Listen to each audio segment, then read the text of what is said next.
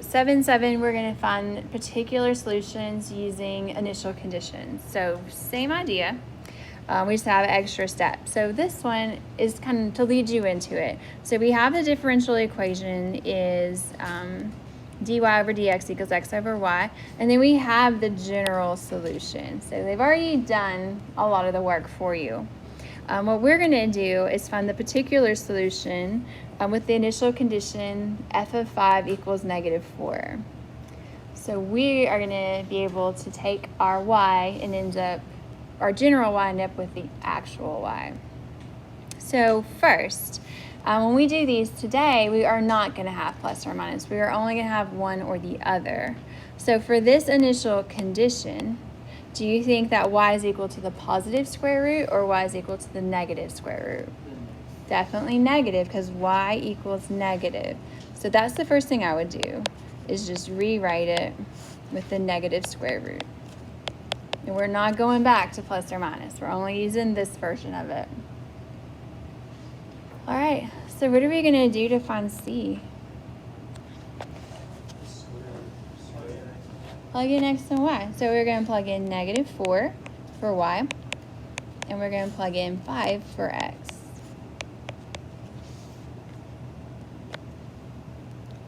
Okay, so we need to get to c. How do we get rid of a square root?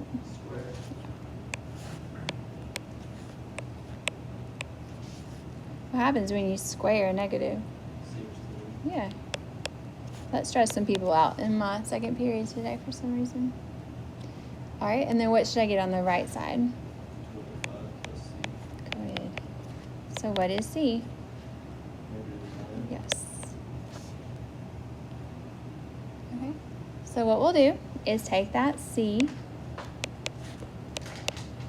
and we're just going to go back up here and plug it in.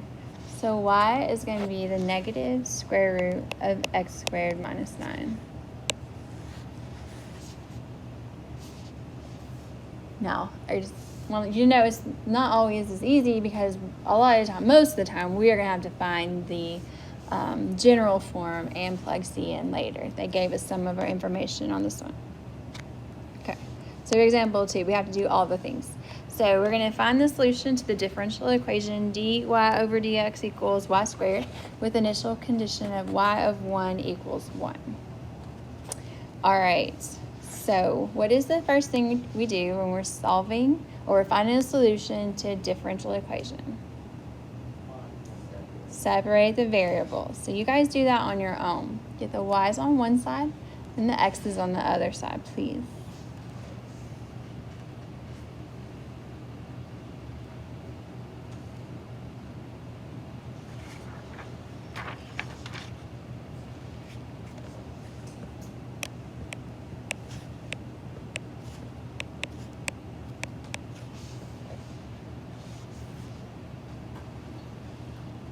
Now, is there, or how should we rewrite the left side so we can take the antiderivative? Very good. Y to the -2 dy equals dx.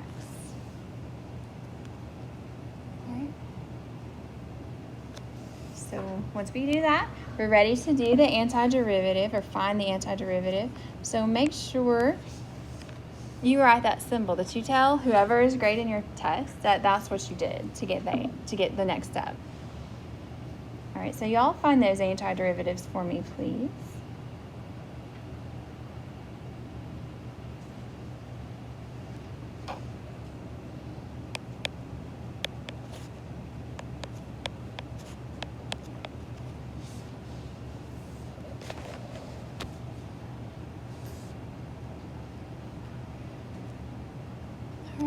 So on these where the y is not involved with a natural log, then, or the one on the left is not involved with a natural log, I like to just, once I get a c, I like to find it. Now the second one that we do, or the third one we do today, I've tried it different ways, and I think it's better on those type to wait, but on ones like this, let's just go ahead and find c. So we're going to plug in our initial condition.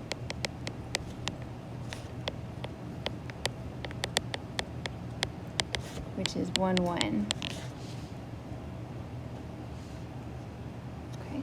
So this is negative 1 over 1 plus 1 plus c. So negative y to the negative 1 is negative 1 over y. I might have should have written that step, but. So what is c this time? Yes. Okay, so I'll take that negative 2 and I'll put it in here. And I know you guys don't have quite as much room as I have up here to work. All right, I'm going to go ahead and write negative y over negative 1 as negative 1 over y is equal to x minus 2. So I just plugged in my c. All right, now at this point, if this y is down on the bottom, I can just do the reciprocals of both sides, right?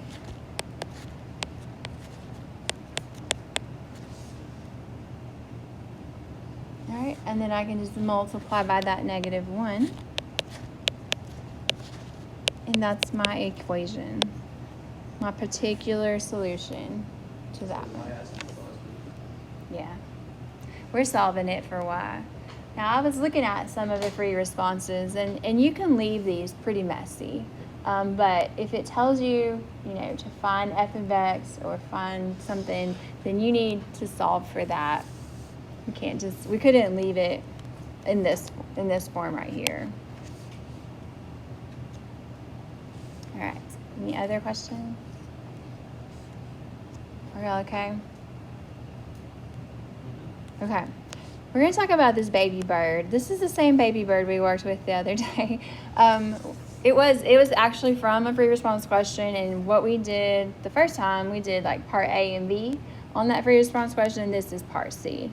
So it's going to sound familiar, but the rate at which a baby bird gains weight is proportional to the difference between its adult weight and its current weight. At time equals 0, when the bird is first weighed, its weight is 20 grams.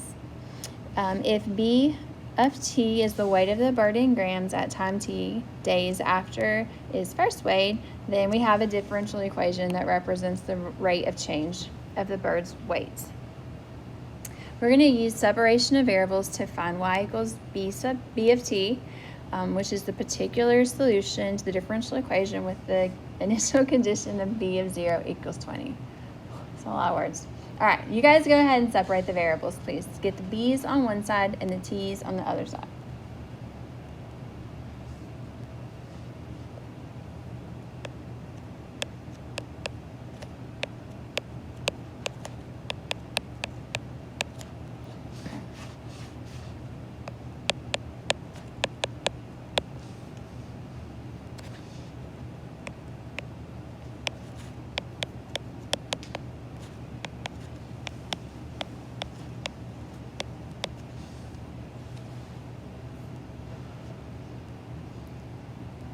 All right, what do we do now?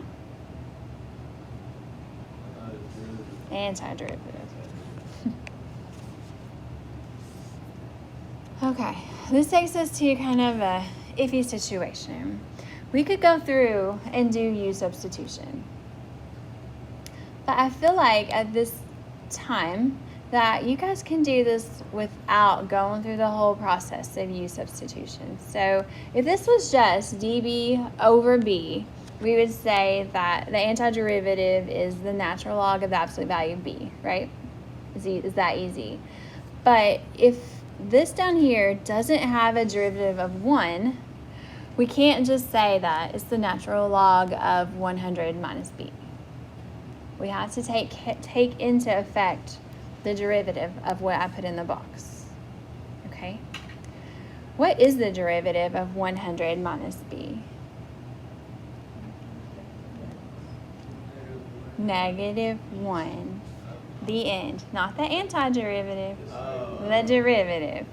All right, so you don't have quite as much space in your margin as I do, but I want you all to make a little note that we'll write sideways. The derivative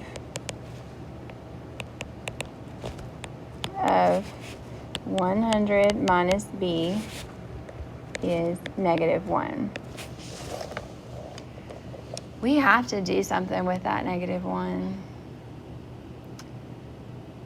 What did we do before? Like if we were using U substitution, and let's say we needed our derivative to be 2 dx, but we didn't have the 2. What would we do? Multiply by the reciprocal of that, right? That's what we're going to do here. Wait, how is the derivative negative? Don't forget how to find the derivative of -b, please.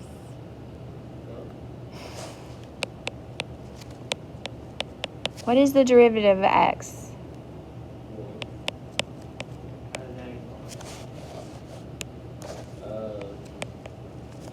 What's the derivative of 100? Okay, you got it? My other second period forgot how to find the derivative also. I know we've been doing antiderivatives. We can't forget how to find the derivatives. All right, so if on the bottom you had like 2x plus 5, and we would still do the natural log of the absolute value of 2x plus 5, but what would you have to multiply by? 1/2.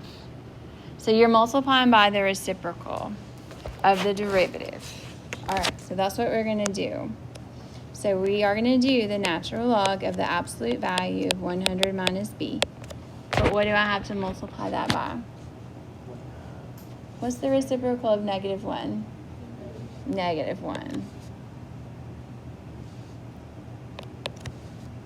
Now, if you don't want to do that, you can always do U substitution. I know y'all love it. All right, what about the antiderivative of 1/5 dt? 1/5 t plus c. Good job. Okay, so this is what I was talking about. Where on ones like this, I would probably wait till close to the end to find c. I've done it both ways, but in my opinion, it works out nicer if we just wait a second. So let's go ahead and just kind of get in the process of solving this for b. So before we do anything exponentially, let's take care of that negative by dividing by it on the other side.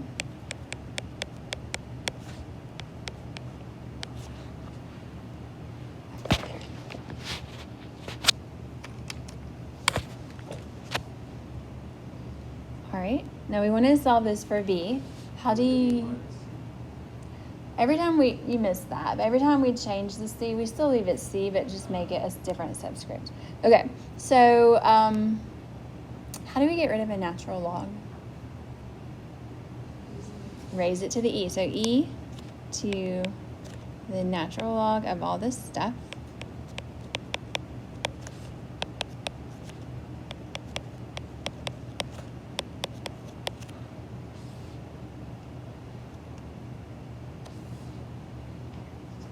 All right, now can this bird's weight ever be larger than its adult weight? No. So can 100 minus b ever be negative? So do we need those absolute value? No. So I'm just going to drop them off. So the e natural log cancels out. We get 100 minus b. All right. Now don't forget that we could separate these e's, right? We'd have e to the -1/5 t times the e to the c sub 1. And then what would we do with that c? It becomes a coefficient, right?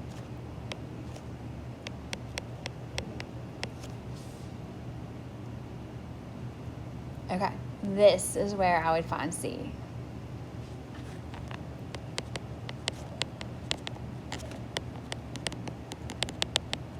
So our initial condition this time was the point 0, 20.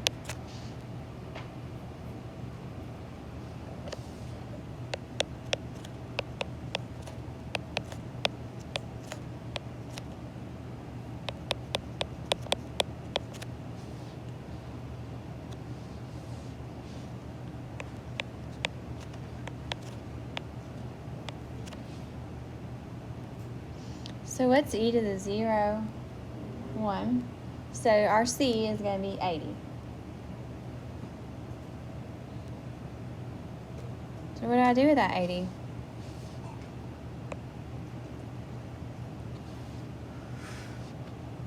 I'll put it in for C, right?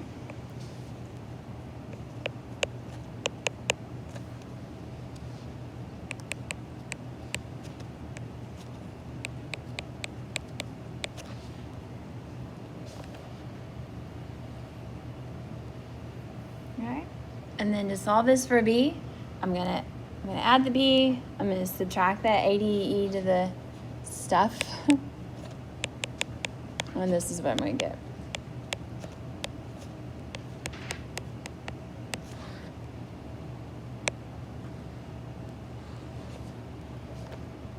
Okay, so those to me were kind of the more difficult ones you had to do yesterday.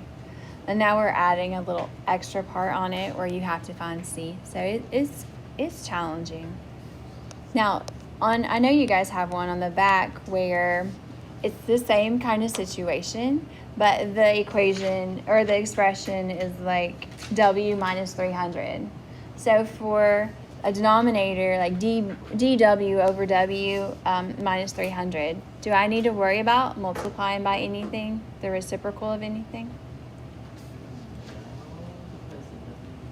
The derivative of W is 1, so I don't have to worry about that. Are you okay? Yeah, it's kind of lost me. Well, you know, you haven't been here for 2 days.